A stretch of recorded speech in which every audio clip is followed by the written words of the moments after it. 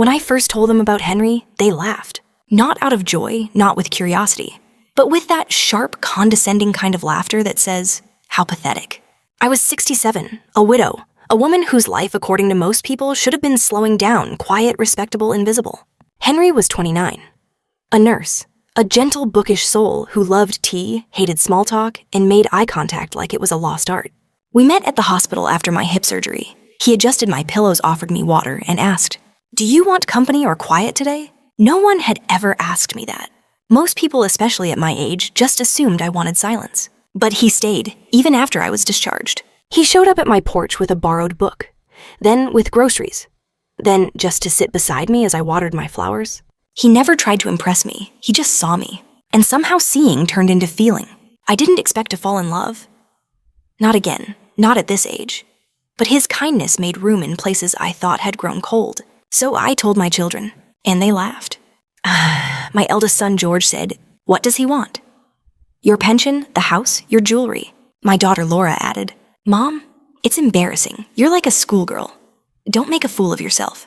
My sister called it a late-life crisis. My best friend asked, "What will the neighbors say?" And yet Henry stayed, not for my money, not for show. But because he loved the parts of me no one else remembered existed. They didn't believe in the love. They only believed in their own cruelty. And so quietly, I began writing my will, not out of spite, but out of clarity. Because if the world was going to laugh when I chose love, then I would make sure it wept when it realized what it lost. It was Laura again. She stood in my kitchen arms, crossed eyes sharp like she was preparing for war. She didn't even say hello. She just went straight in. "Mom, you have to stop this nonsense. He's using you." George walked in behind her arms, full of old newspaper clippings, and an envelope that looked too wrinkled to be new. He slapped it down on the counter like a piece of evidence in court. "Look," he said, "this is him, Henry, his old address, his student debt." And guess what? His father went to jail for fraud. They were waiting for me to fall apart, to gasp, to cry, to say, "Oh dear, I had no idea." But instead I said, "I know." Because Henry had already told me. He had told me everything about his father's crimes, about how he nearly dropped out of nursing school because he couldn't afford it, about how he worked 3 jobs to pay off that debt. But he also told me about the patients who wrote letters to the hospital to thank him, about the elderly woman who cried when he held her hand during chemo, about the time he used his lunch break to build a makeshift ramp for a patient in a wheelchair because the hospital couldn't afford it. They didn't know that man. They only knew the ghosts of his past. So when George and Laura tried to shame me for loving him, I didn't argue. I didn't scream.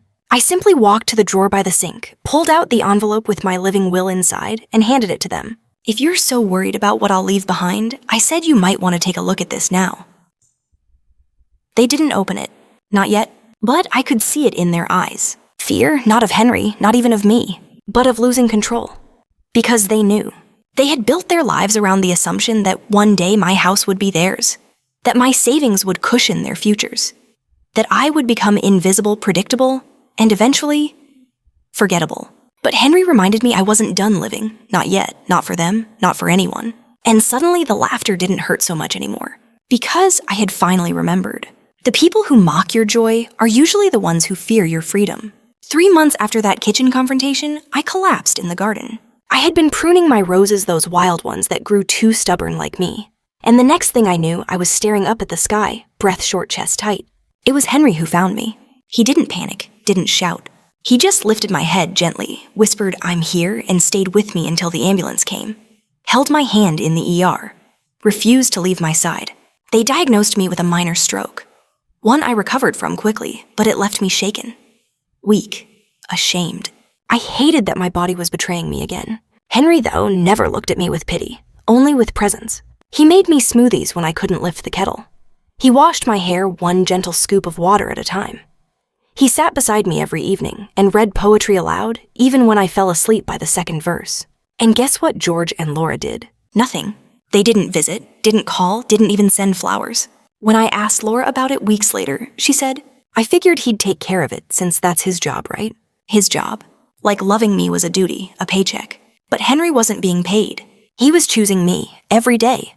And with every pill he organized in the tray, with every story he read to me during my recovery, with every moment he whispered, 'You're stronger than you think,' he made their absence feel like a gift. Because what they called a phase had become the most profound love I had ever known. It wasn't dramatic, it wasn't flashy. It was just real.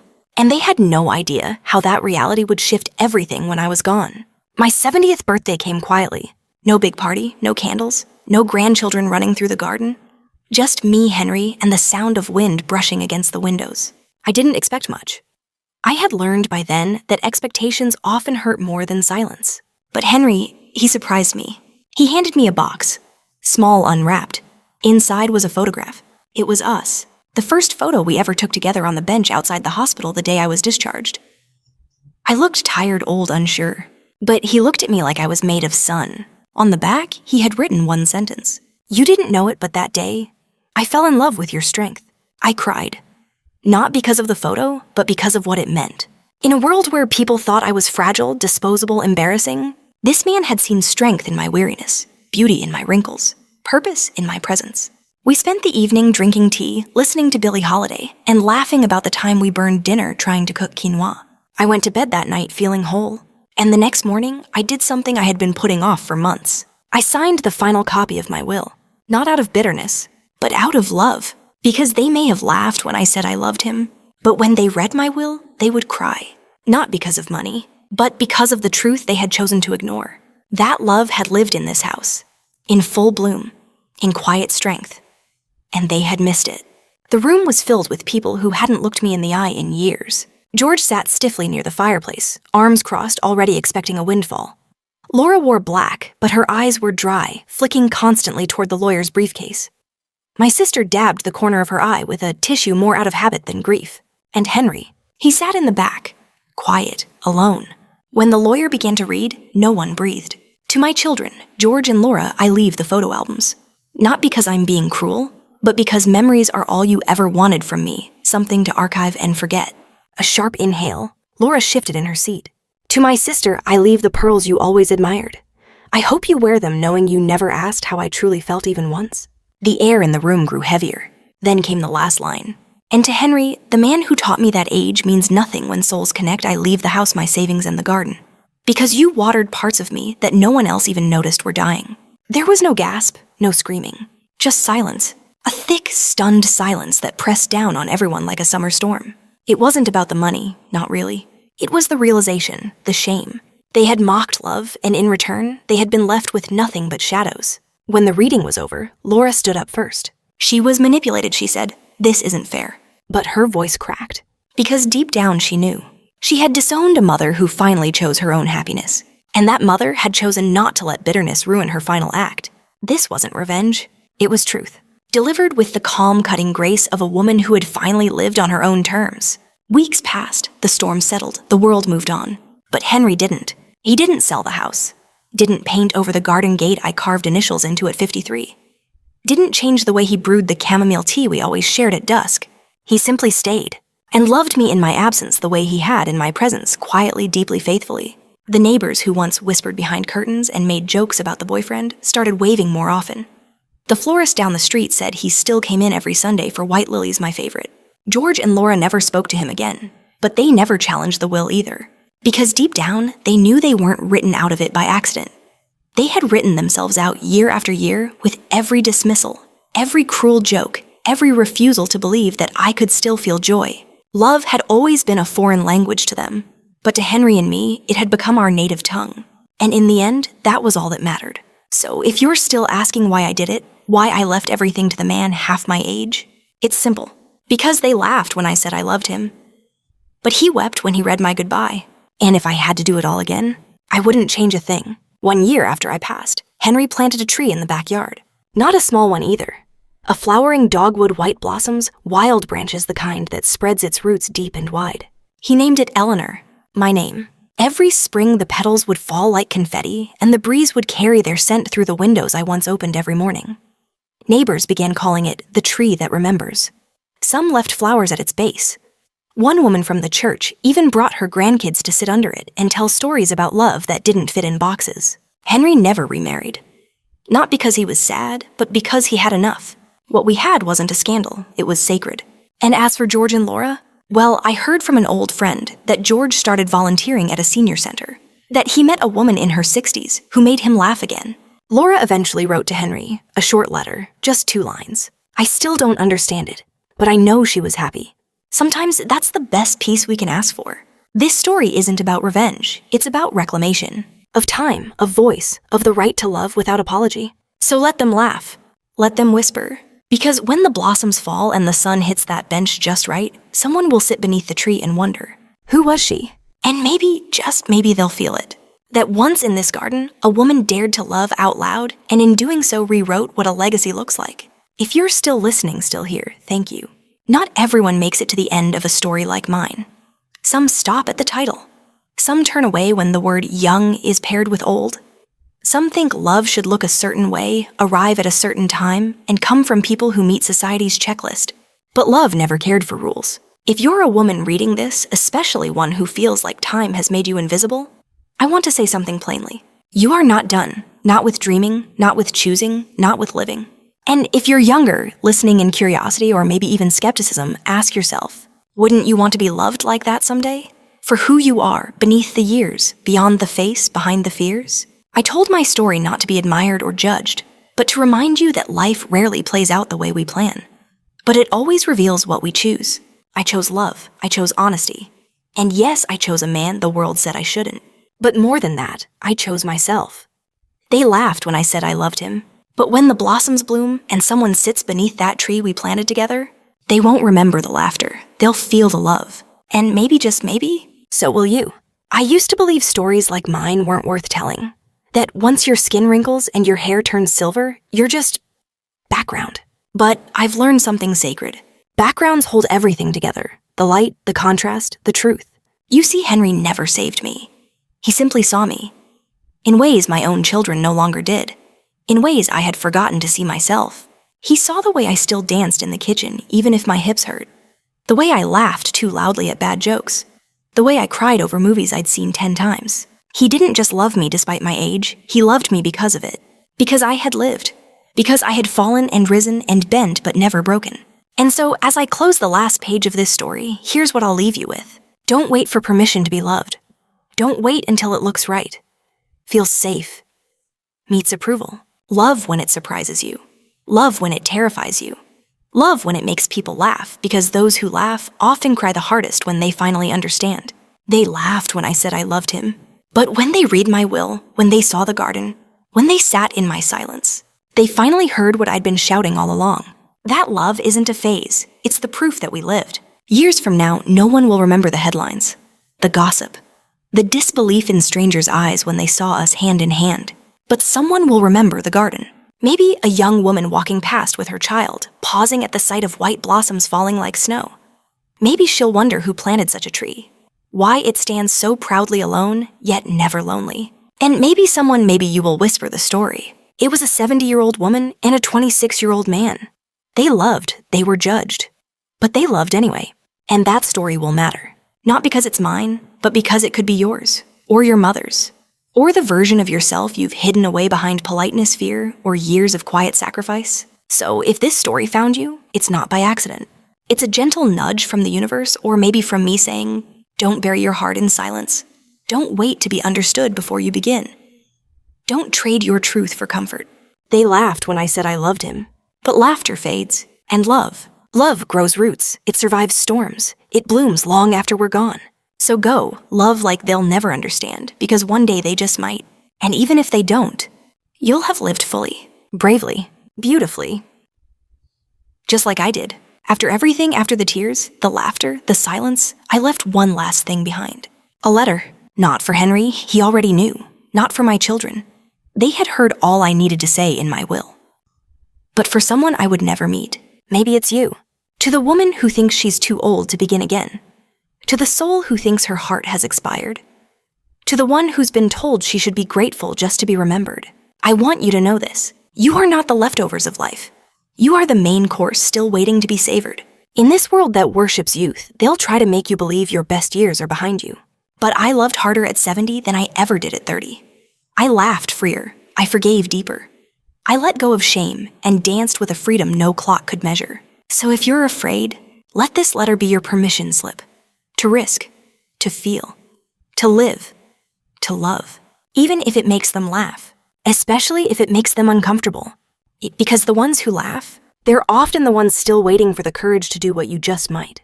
Love isn't about the years behind you. It's about the life you're still willing to write. And my story, it may be finished, but yours, it's just beginning. They called it scandal. They called it foolishness. They called it a phase. But over time, they started calling it something else. A love story. Not because it followed the rules. Not because it ended with fanfare or fairy tale music. But because it lasted. Long after I was gone, Henry kept showing up. He tended to the garden. He sat on our bench each Sunday reading aloud from my favorite books. He wore the watch I gave him every single day, even when the leather cracked. And somehow, in the quiet acts of remembrance, the people who judged us the harshest began to soften. Not because we asked for their approval, but because love has a way of outlasting resistance. A journalist once came to visit the house curious about the story everyone thought they knew. She stood under the blooming dogwood notebook in hand and asked Henry, what made her so special? He didn't say a word. He simply pointed to the tree, to the sunlight filtering through its branches, to the seat beside him still warm from memory. And she wrote one line in her article that stayed with me, even from the other side. It wasn't an age gap romance. It was proof that love, when real, makes no sense and needs no permission. So now, let them tell our story. Let them pass it down like folklore whispered between generations. Not as a warning, but as a reminder that the greatest love stories don't fit into headlines. They live in gardens, in benches, in the space between one hand reaching for another and finding it already waiting. If I could reach through this screen and sit beside you right now, just two souls sharing a quiet moment, I wouldn't give you advice. I wouldn't tell you to be brave or bold or rebellious. I'd simply ask, what have you been waiting for permission to feel? Because I waited too long. I waited through birthdays and anniversaries and empty rooms. Waited while people told me what was respectable, what was dignified, what a mother, a widow, a woman my age should or shouldn't do. And then one day, I stopped waiting. Not because someone gave me permission, but because I realized no one ever would. I had to give it to myself. So I fell in love. And I laughed louder. And I walked through the grocery store, holding hands with a man they all thought was my grandson. And when the cashier whispered behind her palm, I smiled with my whole face. Because for the first time in years, I was truly living. You don't need to follow my path. But I hope you take from it this. Life won't pause until you feel ready. It won't slow down just because you're scared. But it will rise to meet you the moment you choose yourself. They laughed when I said I loved him. But you, I hope you smile when you think of that love. Because in the end, choosing joy is the most radical thing we can do. They never understood how we fit. How two puzzle pieces from different boxes could lock together so perfectly. They tried to make sense of it with logic, midlife crisis, loneliness manipulation. They said he wanted my money. I said he wanted my soul, and he gave me his in return. They measured our love in years between our birth certificates. We measured it in moments between heartbeats. They saw a woman clinging to youth. He saw a woman who never let go of life. They saw an ending. We lived a beginning. The more they talked, the more I smiled. Because I knew something they didn't. When your love is real, you don't have to defend it. You just have to live it. And live it we did. We made midnight pancakes. We danced barefoot in the hallway. We fought over silly things and made up even sillier. And when I got sick, he stayed. Not because I asked him to, but because he chose to. He wiped my tears. And I wiped his. Because love doesn't care who's older. It just asks, will you stay when it's hard? Will you remember when I forget? Will you love me when it's not beautiful? And he did, every time. So let them never understand. Let them whisper and wonder. Because we knew what they never would. That love isn't meant to be understood. It's meant to be felt. And ours, it was unforgettable. I'm not here anymore. At least, not in the way I was. But this story, it lives on.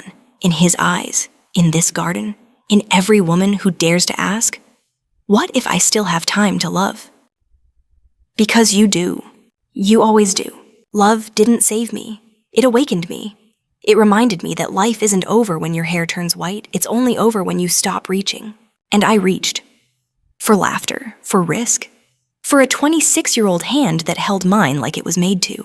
So when people say she was too old to fall like that, I hope someone smiles and replies, no, she was just old enough to know she'd regret not falling. In the end, I gave Henry everything. My stories, my fears, my laughter, my name. And when they read my will, they didn't cry because I gave him money. They cried because they finally saw. I gave him love. The kind that lasts beyond breath. The kind that rewrites what's possible. the kind they never dared to believe in until now. So this is where the chapters end, but not the story. If you're still holding this in your hands, still watching, still wondering, this is your sign. Love boldly, live loudly, and when they laugh, let them. Because one day they'll cry too when they finally understand.